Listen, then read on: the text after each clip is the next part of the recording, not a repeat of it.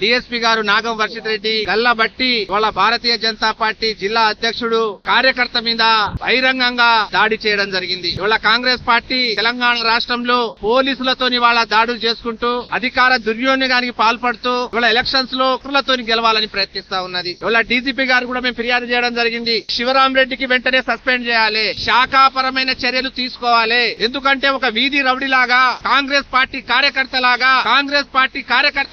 Bharatiya Janata party జిల్లా అధ్యక్షుడి మీద దాడి చేయడం ఈ ప్రజాస్వామ్యంలో సిగ్గుచేటు. ఒక పోలీసు వాళ్ళు ఎక్కడైనా ఫిర్యాదు వస్తే, పోలీసు వాళ్ళు ఎక్కడైనా రిగ్గింగ్ జరుగుతుందని వస్తే చర్యలు తీసుకోవాలి. కానీ ప్రశ్నించినందుకే ఒక డిఎస్పీ ఒక అధికారి ఒక వీధి రౌడీలాగా మా జిల్లా అధ్యక్షుడి మీద దాడి చేయడం మేము తీవ్రంగా దీనికి ఖండిస్తా ఉన్నాము. ఇవాళ డీసీపీ గారు మాకు హామీ ఇవ్వడం జరిగింది, వెంటనే ఆయనకు సస్పెండ్ చేస్తా, విచారణ చేపడతా అని మాకు హామీ ఇవ్వడం జరిగింది.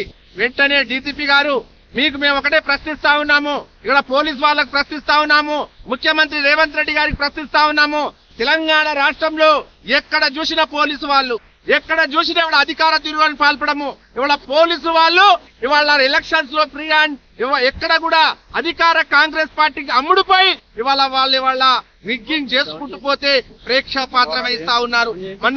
మన సంగారెడ్డిలో చూడడం జరిగింది. మనము జగ్గారెడ్డి ఏ రకంగా పోలీసు వాళ్ళ మీద ఇవాడ అసభ్య పదజనంతో ఇవాళ దూషించడం జరిగింది. పోలీసు వాళ్లకు ఆయనకు అరెస్టు చేయలేదు. జగ్గారెడ్డి ఒక ప్రజాప్రతినిధి మాజీ ఎమ్మెల్యే ఉండి ఇవాళ ఆయన మీద పోలీసుల మీద ఇవాళ రిగ్గింగ్ చేయడానికి, పోలింగ్ బూత్ లో పోవడానికి ఇవాళ ప్రయత్నించిండు జగ్గారెడ్డి.